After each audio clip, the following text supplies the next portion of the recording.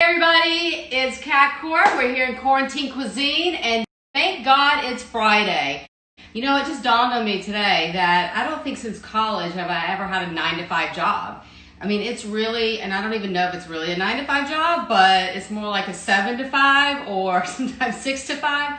But still, we have a weekday, Monday through Friday, where we're really working. I mean, we're humping it. We're working hard, and we're homeschooling. We're doing all the things that all of you are doing at home with your kids and the family. And then on the weekends, we actually get to have a somewhat of a weekend where we're not flying somewhere, we're not on a plane, we're not, working, because in restaurants, chefs for Fridays are chefs Mondays. I mean, we're just getting started on a Friday night. So it is so nice. It just really dawned on me. I was thinking about it's Friday. I'm going to be talking to you guys soon. And that just popped into my head. And I just had to tell you that I'm like, wow, this is what it's like. Now I know why everybody says TGIF so much. And everybody's so happy for the weekend when you have the weekend off. So it's actually going to be fun to have this weekend. It's Mother's Day on Sunday. Happy Mother's Day to all you mothers out there who are working hard. All the mothers out there that are working on the front lines. We're giving you a huge food hug. We're sending out our thanks and our gratitude to all of you right now who are working the front lines and may or may not be able to be with your families on Mother's Day. Our hearts go out to you. Our love. I'm giving you big kisses. And, this meal, I've prepared something really amazing on Sunday at 5 p.m. just for mothers out there, and wishing you all a happy, happy day. So I'm doing something really easy tonight. It's simple. I think it's fairly simple. I would think easy isn't a great word, but it is fairly easy, and it's simple, and it's French, very French. Steak frites. And frites is just French fries in French, or fries, or fried. And I have this strip steak that I had in the freezer that I just pulled out. And I really did very little to it because it's got so much flavor. You can see the marbling in here. And I trimmed it some. I trimmed off some of the fat. But actually in steak, fat is flavor. You don't want a lot of fat, but a little bit is okay because it gives it so much flavor. And you can see all the marbling in there is what gives it the flavor when you cook it. It gets this all yumminess in here and that flavor. And you can always cut around the fat when you're eating it, but cooking it with some of the fat on is going to add flavor and juice to your steak. So don't trim it too much, that you take all of it off. You can do that while you're eating it. So what I did was I just added some salt, pepper on each side, and a little bit of garlic powder on here. You can also throw on some minced garlic if you want to, and a little bit of extra virgin olive oil. I'm not going to do too much, but just a little bit on the top, just to give it a little bit of a sheen on here, and a little bit of olive oil, extra virgin olive oil flavor, and kind of just tenderize it a little bit with my spoon here. I'm just kind of massaging it, if you will, giving it a nice massage, something I haven't had, honey, we haven't had in 3 months. I'm dying for a massage, but I can handle it. I can wait until it's safe to do that. But I gave it a little massage, and then I give you little massages. You give me massages, yeah. You definitely do. I mean, it's not professional. It's not professional. Yeah, but there's a lot of benefits to it. But I would tell you, listen, you guys don't feel sorry for me because I do get massages for my wife. But what I did here was with the steak frite, which I love this. Whenever I've gone to France, you can just get the best steak frite. And it can be made with various different cuts of meat, whatever you have on hand. And then what I had here is I had some hearts of romaine in the fridge that I pulled out, and I did something so simple. I had a little bit of goat cheese. I just did goat cheese on here. This is the way I like to eat my salads. Super simple. Lemon, olive oil, maybe some goat cheese on it, cracked pepper, maybe a touch of sea salt, and that's it. Very simple. It is that's what makes it so pure and very, very delicious. Crunchy, yummy. It's a really great balance to this just marbled steak, this yummy steak that I'm going to eat. You get a little bit of crispness and freshness when you eat it, and you bite into a piece of steak, and then you have a crispy fry. Now, with the fries, what's classic in France is having a little herb mayonnaise. And people love to dip their French fries into mayonnaise. I know some of our kids do, and some of them don't. Some of them, I think ketchup is like a mother sauce. I mean, I'm like, ketchup. I love ketchup. I love ketchup. But in France, if you go there, you will, possibly get a little dipping sauce of mayonnaise, an herb mayonnaise. It can have multiple things in it. What I did was put a little garlic in there. I'm going to give it a little bit of chop of fresh herbs. I actually am doing oregano and basil. So I'm chopping a little oregano and basil in there. and giving it a little bit of a rough chop. I'm not gonna do it super fine. And I have a very sharp knife so my herbs don't get bruised. So what you wanna do is you wanna cut your herbs. So make sure when you're chopping. Paige's knife. Yeah, I'm using my son's knife tonight. We gave him this for his birthday. These were made especially for him. And so I'm using those tonight as a little homage to him because he is a beast in the kitchen. And so I'm gonna put some of this herbs in here just to give it some freshness. And this basil and oregano, so aromatic. So that's just mayonnaise in it? It's just mayonnaise. No, it's not just, it's got a little bit of garlic in it. Oh. Put some garlic in it and mayonnaise. And you can use a light mayonnaise if you're really trying to really watch it. If you want to do that, you can use a fat-free. I would say use a light. Don't go quite fat-free, but you know, there's no judgment here. Hey, there's no judgment. I have a little bit of olive oil. I like to do fat-free yogurt, so there's no judgment in cooking. There should never be judgment in cooking. You like what you like, and you know, you want to drink white wine with your steak? Drink white wine. That's what my godfather always taught me. He said, drink the wine you like. You want to drink a glass of white wine with steak? Drink white wine. You don't like red wine, do you, honey? I love it, except I'm allergic to it. You're allergic to it. Sometimes it makes me faint, so I kind of stay away from it. So we don't touch the red wine. Nikki doesn't get red wine in the house, but she gets some other things like mint tea. I make a really nice mint tea for you. You do. That's delicious. I made a ginger tea for you today. So I'm gonna have here, I've got my hot, pan on here, some olive oil in it. So I'm gonna just sear this about 5 to 6. I like medium rare, so I'm gonna sear it for about 5 to 6 minutes on each side and get that nice charring. Yeah. So I want to also tell you, our guest tonight is one of our dear friends. I'm doing this dinner for her, basically. Pascale Beale is like an incredible cookbook author. She is a food writer. She's a teacher. She has 9 cookbooks. Her latest one is Salad 2, which is gorgeous. I mean, gorgeous. If you want to get it, it's not on Amazon.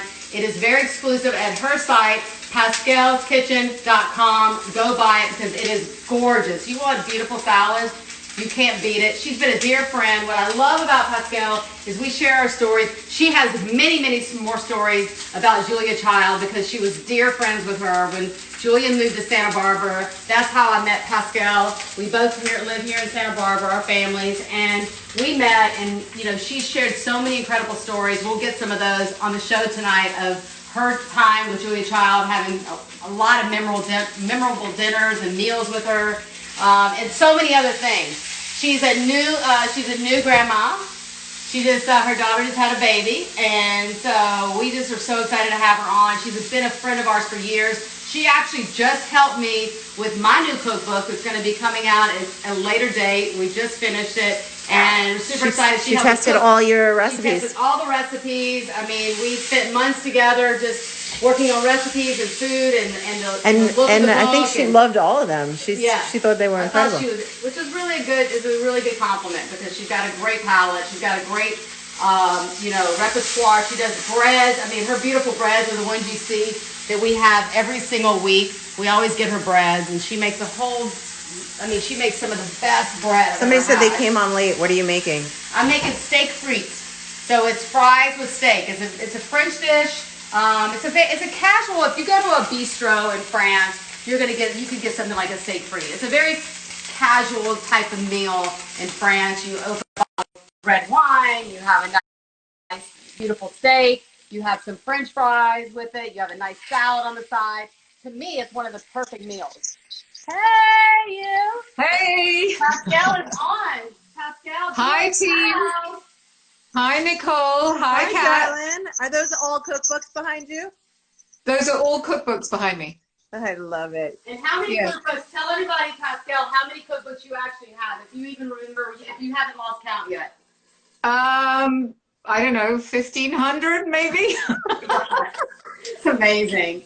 I keep every time I move, it's this headache about what am I going to do with all these books, and I just, I culled the other ones, but I kept all the cookbooks. Oh my God, your cookbook library is ridiculous. It is something to be admired because you walk in and you're just like in awe of all of these incredible authors from many, some rare books, some are alive, a lot of them are still alive, a lot of them aren't, and so many incredible authors that you have represented in your library. It's just pretty amazing.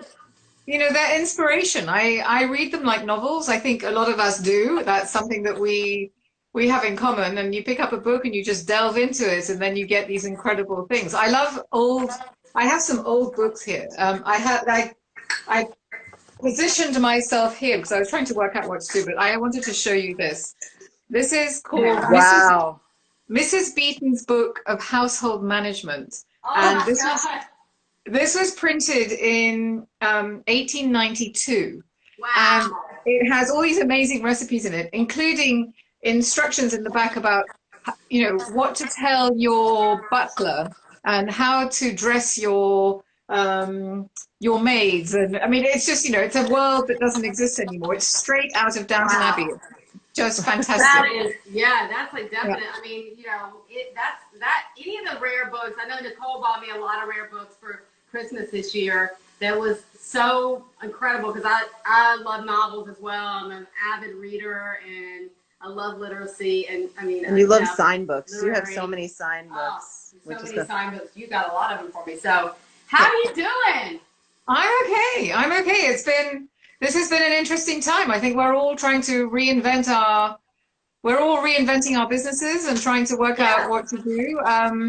You very sweetly mentioned my new book, which is very kind of you. And I was about to go on book tour, and the entire book tour is cancelled. So, we're doing things. The other thing is that you've been doing this Instagram Live, and I have to tell you that it inspired me because I thought, well, if I can't go on book tour, then I started doing it too. So I've been doing it every day just to get the message out there and let people know about the book and different things. And I started Zoom cooking classes, which is a weird concept, but genius. You know what? So. But it's genius because now you can reach a lot more people. You can reach a lot of people that, are right there in their home. Globally. What's that? Yeah, I mean, it's the craziest thing. I think the other day we had 4 different time zones and people in 8 different states taking part in the class, which was wonderful. How can people find your classes? Yeah. On the website, so pascaleskitchen.com is my website. And that's where they can find the books. Yes, they can find the books. So certain local bookstores, I'm sure you've been to Omnivore Books in San Francisco, which is so lovely. Yeah. And so different independent bookstores here in Santa Barbara, Chaucer's and various other places have the book. And you can get it on my website. If you want a signed copy, then you can get it on the website. Yeah, get on the website and make sure you get that. And so, Pascale, when I was introducing you, I was going through everything. I mean, you have such an incredible career. You've done so many things. I mean, 9 cookbooks. I can't even. I'm just trying to finish a 4th one. I think my first cookbook was in It's going to be a great book. I can't wait. I know. I'm so excited that you were a part of it, and I think that we had a lot of fun doing it, and it was a lot of moments of how do we put this together? What are we going to do? And then it just all kind of came together after a while, and I'm really proud of it. We're proud of it as well. But I also want to talk about, I always love to hear your stories about what your life was like in France, growing up, your travels, but also, and then, culminating in landing in Santa Barbara, and then eventually meeting Julia Child and some of the stories about you and Julia. Yeah. Well, I grew up I'm half English and half French. I grew up with a foot in each country. I have a parent from each country, so really grew up in both places. And I was taught to cook by my mum and my grandmother. I never went to culinary school. My background is business and marketing. I went to business school. Nothing to do with cooking. And it was only when I moved to Santa Barbara that I opened the cooking school. And I did that in 1999. So this is the 21st year. Wow. Yeah, 21. We're just about at that anniversary, 21 years. I'm admiring your steak frites, by the way. I'm looking at that. I want to eat one of those fries. Yes, my steak frite that I made in your honor with an herb mayonnaise for dipping. And then I just did a very simple hearts romaine salad with some goat cheese, cracked pepper, lemon olive oil. It's one of my favorite meals. Open a bottle of red wine and I'm done. You got me. That's it. Absolutely. So good. That looks scrumptious. So in France, when we were kids, we would have with Steak Frites, the place, there was this one place in Provence that had these thin uh, frites, fries, Uh-huh. and they were so good. And they would serve a herb butter that was slightly chilled. And the best thing was to just dip the end of The the fry frites and the, into the herb butter, and you'd munch on that. I mean, it was gilding the lily, really, but it oh was my gosh. so good. That sounds divine, Yeah. actually. So anyway, when I first landed in the States, I was in LA, and then came to Santa Barbara and opened up the school. And the meeting with Julia was a complete accident. I happened to see. I saw this brilliant interview with her, and she was being interviewed on television, and somebody asked, "To what do you owe your longevity?" And in true Julia fashion, as she could only say, she went, "Red meat and gin." Red meat and gin. And I'm just sitting there thinking, oh my God, here's this woman who's just speaking her mind. Let's have a glass of gin and her red meat. And I Oh thought that my was, God. she I said love what that. she thought. It was great. And so I sent her a little note to say thank you for being you. And anyway, a sequence of events happened over some months. And in the end, by a complete fluke, I ended up meeting her. And I had sent her some olives that I had cured and some jam. And I I love said, this story. I was the one that I had sent you the jam and the olives. And she just said to me, I'm going to be away for 6 weeks. Call me when I get back. And I thought, well, okay, I guess I will. And I did follow up and called her. And that was the beginning of a really great friendship for the last 5 years of her life. And we had That's many meals amazing. together. Oh, somebody's asking, is Julia Child alive? No, no, she No, died she died many years ago.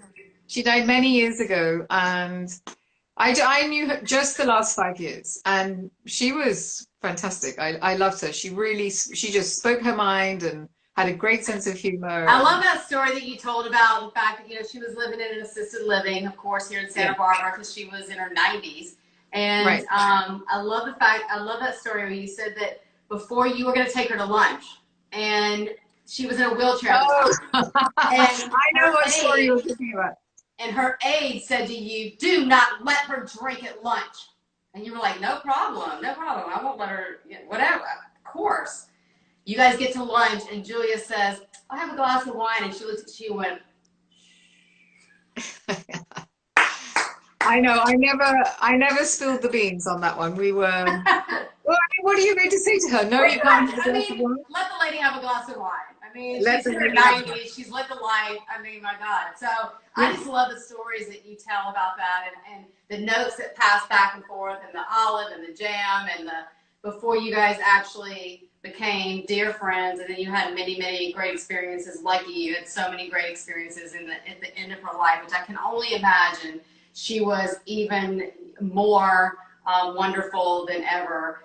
Because I remember when I met Julia, lucky enough to meet her a couple times. I mean, I didn't have the deep relationship that you did, but I felt like there was a mentorship there that was so wonderful from her because she was an instant mentor. If she felt like Yes. you had a passion for food, she just instantly, and she did that with so many young chefs.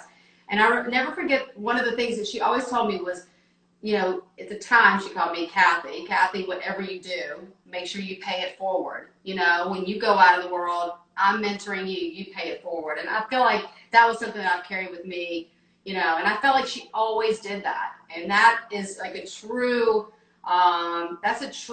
to me, that is the true definition of hospitality. It's a true definition of passion and nurturing that I think so many people that are in the food industry, as misfits as we all are sometimes, we have a nurturing, loving Yes. nature. And Absolutely. I mean, sharing food is what it's all, when you cook for somebody, you are giving part of yourself. yes. And it is a gift that you have that you give to people. And I think it's something that we all love to do. So Somebody said there's even a rose called Julia Child at the Rose Yeah. Gardens in Santa Barbara. And it's, do you know, it's yellow, the rose. When they asked her what color rose she wanted, she said yellow, like butter. That's a great story. I love that. She wanted so fun. a yellow rose like butter. Like How did butter. how did you start honing your skills to do the cooking school? Well, I mean, that's a sort of weird story. I mean, I was in a completely different field in LA, but we did a lot of business entertaining, and I cooked. So I cooked all the time for a lot of people, and I had different friends who were chefs in restaurants in LA. Michel Richard was an old friend of the family, and I'd go and spend time in his kitchen and bother people and ask lots of questions. And, not on the line, just observing and just generally getting in the way. And the more I cooked and the more dinner parties and the more things I ended up keeping these diaries which had all the dates of all the meals so that I could not feed people the same thing twice. And wow. It sort of, I mean, there's one year where there are 200 dinner parties. It's insane. Wow. We cooked awesome. so many meals. Talk about hospitality. Yeah. When I moved to Santa Barbara, a friend of mine said, well, you know, if you're not going to open a restaurant, and I said, no, I'm not getting into the restaurant business. I have a lot of respect for people who are in the restaurant business. That's a very tough profession. Yes. But so opening the cooking school was my way of basically doing the restaurant that I would have wanted to do. And one of the things that I've done since the beginning, every single class is a 3-course meal, as if you were coming over for dinner, but I've never repeated a menu. Wow. In 21 years. That's pretty incredible. I've seen your books at the house, of all your menu books. I love it. That's pretty incredible. I just want to say one thing. I see my mom on here. Happy Mother's Day, Mom. Hi, Mom. Happy Mother's Day. She just wanted to pipe in and say that Julia Child went to Smith College like I did. We're Smith sisters. Yes, you are Smith's sister with Julia Child, honey. Well, happy Mother's Day to all the mums watching. Yes, and happy Mother's Day to you. And how is the baby? How's the baby? She's very well. So little Charlotte arrived 3 months ago. Unfortunately, I can't go and see her because they're in a different state. Right. So that's a bit frustrating that I was there at the beginning, and then I was there at the 1 month mark. She came here for a visit, but we haven't been able to. We exchange pictures, and we do this. We do a sort of a lot of FaceTiming every day. She's calling me up for cooking tips, which she had never done before. So now suddenly my daughter is calling me up saying, "How do I do this?" And how do I? Oh my God, that's amazing. Yeah, it always comes back around to roost. It comes back. Yeah, everybody's saying the nicest things about you, Pascale. There's 6 boys in the house. That's quite the. Thank God it's Friday. And right now with homeschooling, I mean, I think that everyone's going to appreciate all the teachers so much more. You know, I've always appreciated teachers. As for people who teach, I mean, the appreciation of teachers and sharing of your knowledge is so important. But now that parents are having to sort of oversee what their kids are doing, it's an insight into their teachers' lives. So it really is. Do you have any tips for people? A lot of people ask about bread and bread making. Are there any easy tips that you can give to just help make it easier to be patient or getting started? Yes. Well, I mean, the bread that you have there is a naturally leavened bread, so it's a type of sourdough. So it's made with a starter that I keep in my fridge, and that you feed the starter, and once the starter has bloomed, then I make the bread. So that particular bread is a fairly lengthy process. It sort of takes 24 hours from start to finish, and it's a lot of waiting. You get it going and then you have to wait. you do another turn and then you let it wait and then you do another turn. And so. What is, how long have you had your starter? How long? Oh my goodness. So a friend of mine gave me the starter, and he lives in your neck of the woods actually. Because I used to live in your neck of the woods too. Yeah. Okay. So a friend in that area gave me the starter, and that must be at least, I'm going to say 10 years ago. Wow. And oh my God. but he has had the starter. He had the starter for a long time before that. And now little pieces of that starter, I mean, I've given some of this starter that starter is now all over the country. It's gone. There's some in Florida, there's some in North Dakota, there's some in my God. It's great. Yeah. That's awesome. That's a great way to share and spread something amazing.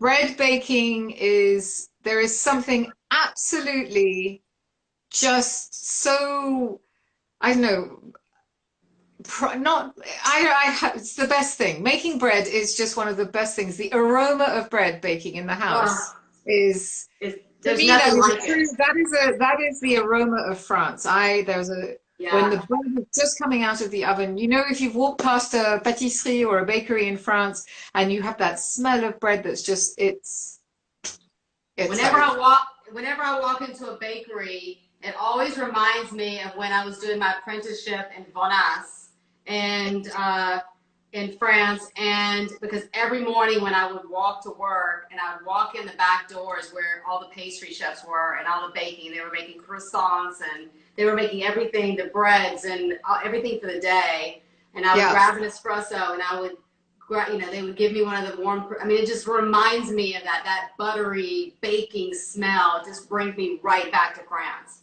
And it's such a beautiful memory. It's like that is truly one of the best aromas. I mean, I have some of my earliest memories are of walking down. When I was very small, when I was about 4 or 5, we lived in a tiny village in the south of France, and there are no cars. The streets it's medieval. You can't get a car down the street. So to go to the bakery, you'd wind your way through the little alleyways. And in the morning, the smell of the bread would sort of filter through all the alleyways. And it was as if it was calling you to come and get the bread. And my brother and I would run through and go and get bread from the bakery. And that aroma is just the best thing. It really is. It's nothing like it. Yeah, nothing like it. Well, we order most of our bread from you weekly. Yeah, that's what we get our bread now. Thank you. Thank you for that every Friday. You're making bread. My pleasure. I'm glad you enjoy it. You're going to have a very nice dinner there with your steak frites. It's going to be delicious. Oh yeah. It's going to be it's the perfect Friday night dinner. You got to ask her. I can see that Nicole is nodding behind. Oh yeah, I'm like, honey, I'm so hungry. Let me ask you something. So I'm gonna wrap up by asking you this question that I've asked everybody, and everybody's had these most beautiful, profound answers, and they've all been different. What, in your opinion, is this teaching us? Oh goodness, I have two things. In a weird way, and this might sound bizarre, but in a weird way, it's as if the Mother Earth, and we're coming up to Mother's Day, so. It's as if Mother Earth has just said, okay, folks, you are not paying attention. We need to look after ourselves and the planet, and you need to slow down.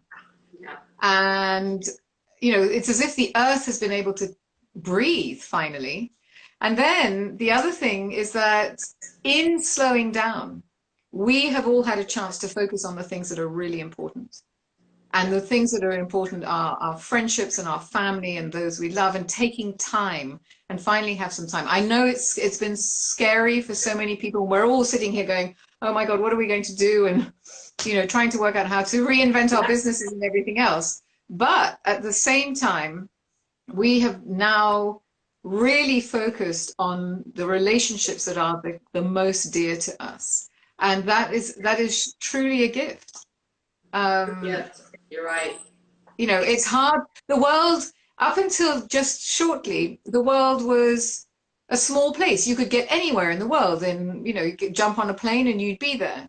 I have lots of family in France. I can't go and see them. My mother lives in Hawaii. I can't go and see her. Yeah. But, we are connected in a different way. And I know that you connect with your family around the country, and we're all trying to reconnect with people in a way that maybe we hadn't taken the time to do that before, and appreciate people in a way we hadn't done before.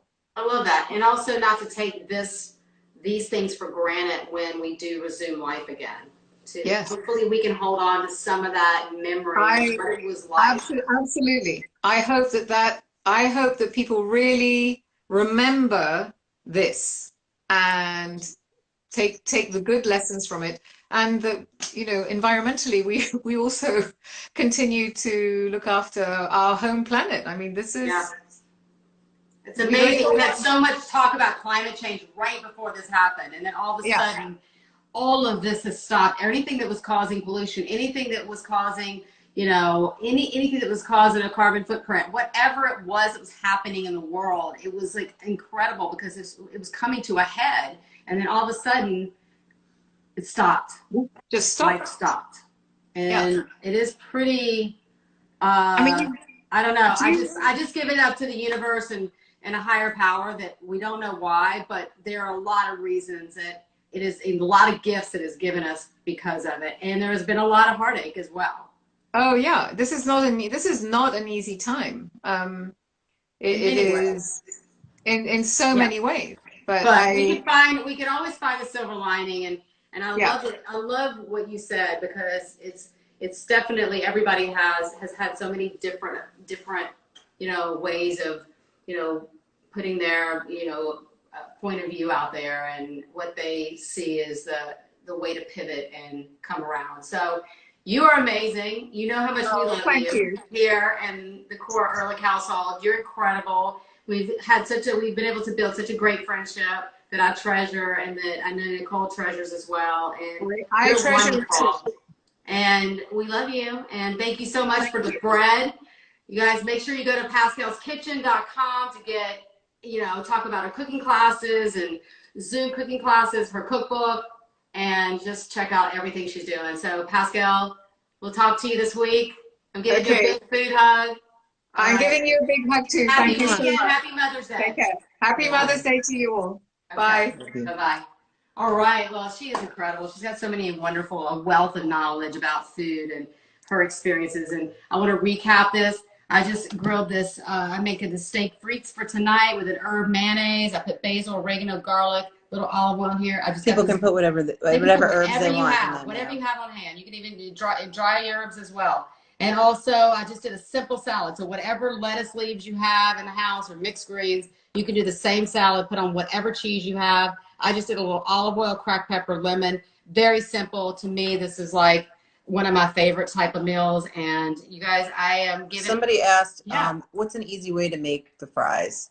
Easy way to make the fries is you can really just, you can either try to make them, you can get a frozen fry that you can bake in the oven instead of you don't need to deep fry them. You can just get a frozen, bag of fries that you like. I know there's Alexis is really good, and there's some other brands out there that are delicious.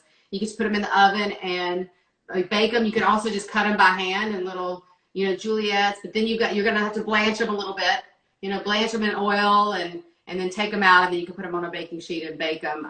But yeah, we can absolutely put up a French fry recipe on the website. But I would say right now, in these times, the easiest thing to do is get a bag of French fries, frozen French fries, put them on a baking sheet, bake them. That way you're cutting down some of the And fat. then you just add all the herbs and flavors you want to it. I toss mine with a little bit of salt and pepper. I like pepper on my fries. And you can put herbs in it. The kids like in it, Parmesan in it. Whatever you want to do, you can add to it. And then you can also do anything you want to with your mayonnaise. You can make it a spicy mayonnaise if you want to put a little sriracha or hot sauce in it and mix it up. Whatever you want to do.